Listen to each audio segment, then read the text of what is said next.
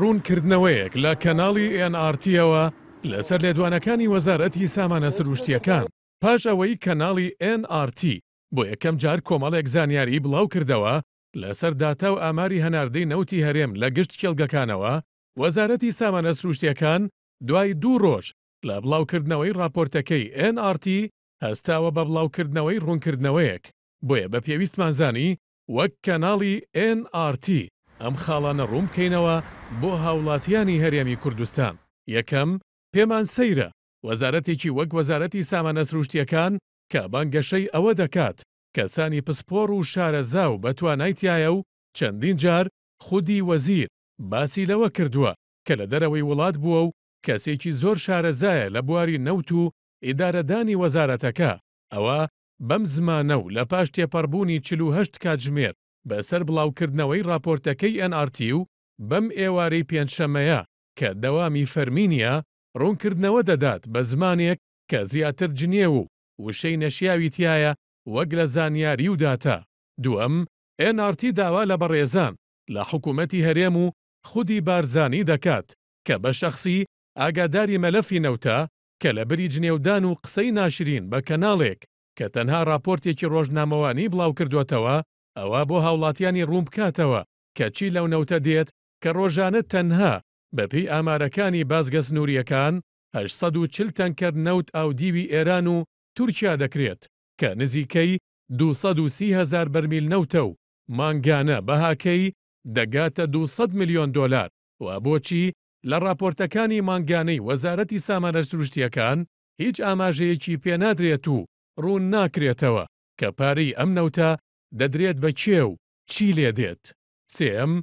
NRT داوا لە سەرۆکایەتی هەرێم و لایەنە بەرپرسەکانی حکوومەت دەکات بە سەرۆکی حکوومەت و جێگری سەرۆکی حکوومەتیشەوە کە ڕوونی کەنەوە ئایا پارەی ئەو 80,000 بەرمیل نەوتەی کە دەدرێت بە پاڵاوگەی کەڵک و بازیان بۆ کێ دەڕوات و کێ پارەکەی وەردەگرێت. چوارەم،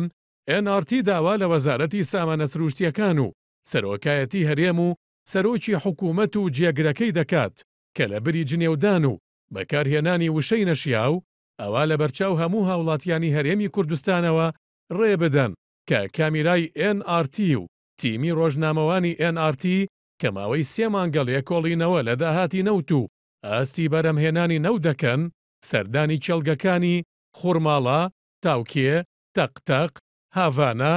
بای حەسەن بکەن و هەروەها چەند ئەندام پەرلەمانێک و چەند کەسێکی بیانی کە شارەزای بواری نەوتن و NRT پشتی پێبەستون یاوەری تیمەکە بکەن و سەردانی ئەو کێڵگانە بکەن و ڕێیان پێ بدرێت کە چیەکی لیستی هەناردەی 6 مانگی ڕابردووی نەوتی ئەو کێڵگانە بکرێتەوە و هەروەها چاودێری هەناردەی نەوتەکە بکەن تاوەکو ئەو کات ڕاستی و ناڕاستی راپۆرتەکەی NRT بۆ هەموو خەڵکی کوردستان دەربکەوێت. پێنجەم، NRT لای سەیرە کە وەزارەتی سامانە سروشتیەکان لە وەڵامەکەیدا تەنها بە یەک وشەیش نەیتوانیوە وەڵامی NRT بداتەوە بە ژمارە، چونکە NRT سەرباری ئەوەی کە زانیاری لایە داتاکانی وەزارەتی سامانە سروشتیەکان وەک پێویست نین، بەڵام لە راپۆرتەکەیدا پشتی بەستووە بە 611 میلیۆن دۆلاری داهاتی مانگی سێپتەمبەر کەچی ئەوەی وەزارەتی سامانە سروشتیەکان بەم ئێوارە درەنگەی ڕۆژی پێنجشەممە و بەم زمانە زبرە بەلایدا نەچووە ژمارە و داتایە لەسەر هەناردەی نەوت بە تەنکەر و هەروەها فرۆشتنی نەوت بە پاڵاوتگەکان تەنانەت بە یەک وشەیش باسی ئەو داتایانەی نەکردووە. شەشەم، NRT ئامۆژگاری وەزارەتی سامانە سروشتیەکان دەکات کە لە بری جنێودان و وشەی ناشرین ئەوە بۆ هاوڵاتیانی هەرێمی کوردستانی ڕوونکردایەتەوە. بۆ نمونە کە ژمارەی تەنکەرەکان 840 تەنکەر نین بەڵکو کەمترە، یاخود پێدانی نەوت بە پاڵاوگەکان 80,000 بەرمیل نییە. و هەروەها بۆ هاوڵاتیانی هەرێمی کوردستانی ڕوونکردایەتەوە کە بۆچی مانگانە لە راپۆرتی سامانە سروشتیەکاندا ئاماژە بەم دوو بڕگەیە نادەن. بۆیە لە کۆتایی ئەم وەڵامەدا NRT داوا لە هەموو هاوڵاتیانی هەرێمی کوردستان دەکات کە جارێکی تر سەیری راپۆرتەکەی NRT بکەنەوە کە لە 31 ئۆکتۆبر بڵاو بۆتەوە. هەروەها سەیری وەڵامەکەی وەزارەتی سامانە سروشتیەکان بکەن و ئینجا بەوردی ئەم ڕوونکردنەوەیەی NRT بخوێننەوە. پاشان هاوڵاتیان و خەڵکانی شارەزا خۆیان بڕیار بدەن کە کام لەو ڕوونکردنەوە و راپۆرتانە ژمارە و داتای تایە و کامیشیان خۆی لاداوە لە داتا و بڕگە حەساسەکان و باسی نەکردووە. هەروەها NRT داوا لە خودی سەرۆکی حکوومەت و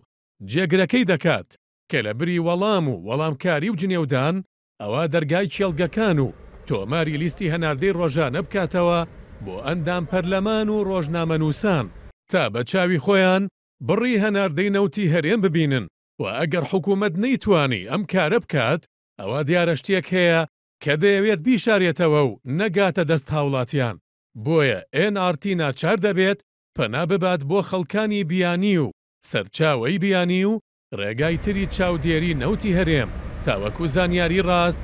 بگاتە هاوڵاتیان.